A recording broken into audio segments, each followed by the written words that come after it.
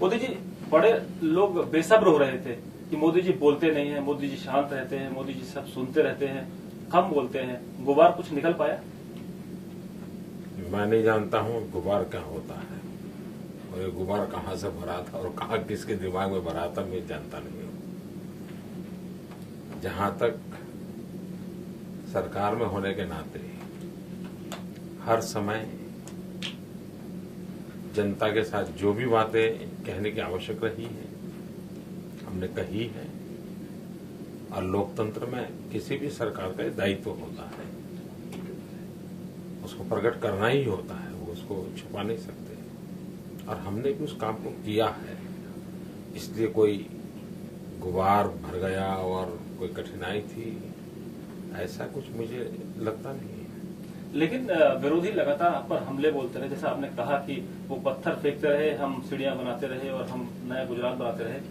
कभी तकलीफ नहीं होती थी आपको कि इस तरह से लगातार हमले, कोई सुनने वाला नहीं है? आपने आज ये भी कहा कि कोई सुनता नहीं था हमारी। शुरू में जरूर होता था, बाद में हमने तय किया कि हम और विकास और कुछ नहीं, पागल की तरह विकास में गए और फिर विकास में आनंद आने लगा, तो बाकी सब चीजें बेकार हो गई हमारे लिए। पता था कि इसको मिलोगे तो यही बोलने वाला है, इसको मिलो तो यही बोलने वाला है, पता ही था कि ये 10 लोग ये बोलेंगे, ये 10 लोग ये बोलेंगे, पता ही था।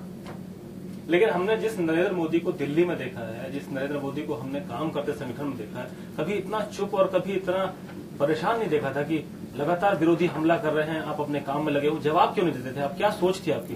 परेशान हम कभी नहीं थे, दैट इज नंबर 1। नंबर 2, जुबान से जवाब दे या काम से दे, तो हमने तय किया अपने काम से जवाब दो। जैसे क्रिकेटर का बल्ला बोलता है, तो हमारा अपना काम बोलता था। लेकिन लोग आज कह रहे हैं कि जब आप भाषण देने आए तो लगातार आप पिच पर उतर के सिक्सर जैसे क्रिकेटर मारते हैं, लगातार आप हर बॉल पर लगातार आप बॉल पर मारते रहे। इस तरह से आपने पूरे जोशीले अंदाज में जिस तरह से कहा, तो लगता था कि कुछ कहने को बहुत अभी बाकी है। जितना जब जो जरूरी होता है वो कहता हूं, पहले भी कहता था, आज भी कहता हूं, कल परसों भी कहूंगा। एक नई बहस छिड़ी है आपको लेकर। ये सवाल शुरू हुआ कि जब गुजरात के मुख्यमंत्री नरेंद्र मोदी चिट्ठी लिखते हैं तो पहले कहते हैं देशवासियों की बजाय गुजराती समाज के लोगों को संबोधित करते थे, अपने लोगों को। आपने कल चिट्ठी लिखी, कहा देशवासियों। कुछ बदल गया है या कुछ कहना है? क्योंकि एक तो हमारी चिट्ठी तो कौन छापेगा भाई, हमको एडवर्टाइजमेंट देनी पड़ी है, सारे देश में हमने एडवर्टाइजमेंट दी है, और जब मैंने देश को एडवर्टाइजमेंट दी है तो मुझे देश में से लिखना पड़ेगा। तो देश के सभी अखबारों में एडवर्टाइजमेंट दिया है, तो उसके कारण वो देशवासी लिखा गया है। मोदी जी, एक नई बहस शुरू हुई है। यूएस कांग्रेस की रिपोर्ट हो या पार्टी में कई नेताओं के बयान हो या आपके विरोधियों के बयान हो, आपको लोग कह रहे हैं कि ये मिशन सद्भावना तो अपनी जगह है, लेकिन मिशन दिल्ली भी मोदी जी के लिए शुरू हो गया। देखिए, ये जो अमेरिका का रिपोर्ट आया है, वैसे भी आप लगातार जितने भी सर्वे आए हैं, इवन राजीव गांधी फाउंडेशन, उसने भी गुजरात के गवर्नेंस की, गुजरात के विकास की तारीफ की थी। तो गुजरात ने प्रगति की है, इस विषय में कोई दुविधा है नहीं, कोई मतभेद भी नहीं है। लेकिन हमारे देश का एक दुर्भाग्य है कि जब तक स्वामी विवेकानंद हिंदुस्तान में है, हिंदुस्तान की नजर में नहीं आते, लेकिन जब वो वाया अमेरिका आते हैं तो पूरा हिंदुस्तान स्वामी विवेकानंद को कंधे में लेकर के नाचने लग जाता है। तो जब तक गुजरात प्रगति करता था, गुजरात में कोई नोटिस नहीं करता था हिंदुस्तान में। अब अमेरिका से खबर आई है तो थोड़ा उछल रहा है। तो एक सवाल और, आपके ऊपर आरोप इतने थे, लगातार विरोधी हमला करते रहे, आपने जवाब आज दिया, 9 साल बाद दिया, 2002 से लेकर 2011 का वक्त आ गया। आपको कहीं अफसोस हुआ इस जवाब देने में देर हो गई, कुछ ऐसा लगा? पहली बात है, मेरी मीडिया के मित्रों से प्रार्थना है कि 2002 के अखबार निकाल दीजिए, उस समय के इलेक्ट्रॉनिक मीडिया के क्लिपिंग निकाल दीजिए। आज मैं जो बोल रहा हूं सब उस समय बोला, लेकिन उस समय हमारी चीजों को नोटिस नहीं किया गया। सब छपा है, एक बार उसको 2 बार 3 बार एक चीज को बार बार याद करना, ऐसा जो स्टाइल है वो नहीं हुआ, भुला दिया गया। अब जैसे मैं बताऊं, सारी दुनिया को मालूम है अक्षरधाम के बाद शांति रही, उस दिन के अखबार में छपा भी अक्षरधाम के बाद शांति रही, लेकिन बाद में जब कभी गुजरात की चर्चा आती थी तो शांति का कभी जिक्र ही नहीं होता। तो गुजरात शांतिपूर्ण जीवन जी रहा है, इसका कोई जिक्र ही नहीं करता है। क्या करोगे?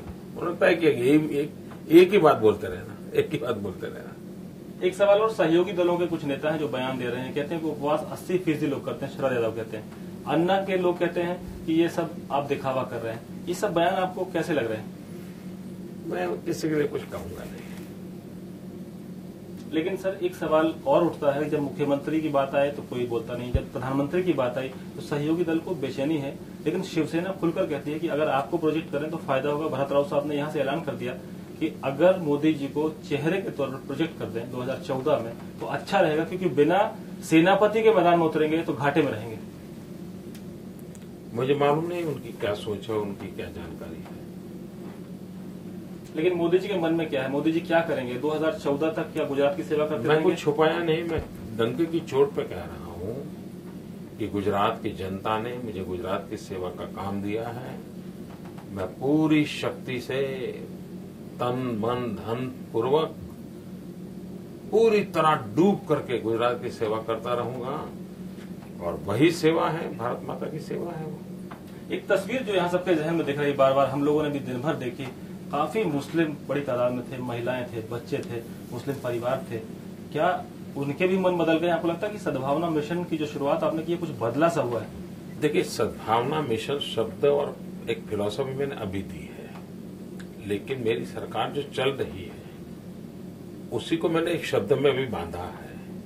हम यही कर रहे हैं और उसी से तो विश्वास पाया है, तभी तो बार बार जनता जिताती है हमें जनता में समर्थन करती है। और वो हमारा मंत्र है, सबका साथ सबका विकास।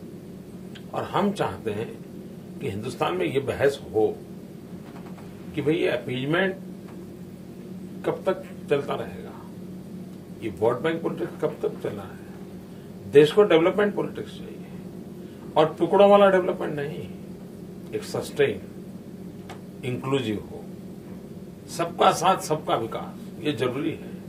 और गुजरात ने पिछले सालों में ये करके दिखाया है। अब मैं चाहता हूं कि देश इस मॉडल की चर्चा करे, और मेरे अनशन से ये संभव हुआ है। आज आपका जन्म भी है, आपने कहा कि आप मनाते नहीं हैं, लोगों से कम मिलते होते हैं। आज आप माँ से मिले थे, और हमारी तरफ से भी, जीनू की तरफ से बधाई। माँ ने क्या संदेश दिया, क्या कहा आपको मिशन सद्भावना के लिए? माँ ने हमें किताब दी, 11 रुपये दिए। माँ बच्चे को देती है उसी प्रकार से बेचारी अभी भी।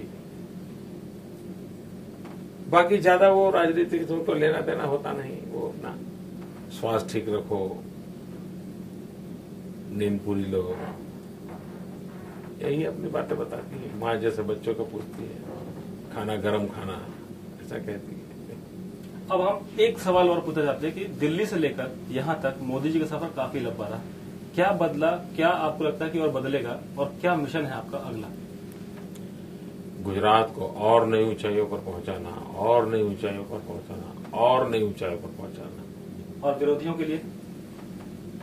राजनीति में प्रतिस्पर्धी होते हैं, वो अपना काम करते हैं, वो हमारा काम करते हैं। जो साबरमती में बैठे हैं, आपके कभी सहयोगी रहे हैं, कभी गुरु शिष्य की बात होती थी, उनके लिए क्या कहेंगे? मैं नहीं कहता किसी के लिए कुछ, कभी नहीं बोला। आज कुछ एक शब्द नहीं मिलेगा, कभी नहीं बोलता। अब जो मेरे लिए लोग बोलते हैं मैं सुनता हूं, मैं नहीं बोलता हूं। चलते चलते आखिरी सवाल, अन्ना इफेक्ट, रामदेव इफेक्ट, किस इफेक्ट को आपको लगता है कि ये बाकी का राजनीति की दशा और दिशा बदलेंगे? तमाम ऐसे मुद्दे आए हैं, हाल के दिनों में जनता सबसे ज्यादा इन मुद्दों से जुड़ गई है, आम आदमी सड़कों पर आया है। देखिए, हिंदुस्तान की जनता महंगाई से परेशान है, हिंदुस्तान की जनता करप्शन से परेशान है, हिंदुस्तान की जनता दिल्ली में कोई सरकार है सब अनुभव ही नहीं कर रही है, उससे परेशान है। हिंदुस्तान की जनता, विशेष करके एक तबका, सब जनता को इसका पता नहीं है, वो जो देश के फेडरल स्ट्रक्चर को तोड़ा जा रहा है, इन सारी बातों से परेशान है, लोग दुखी हैं।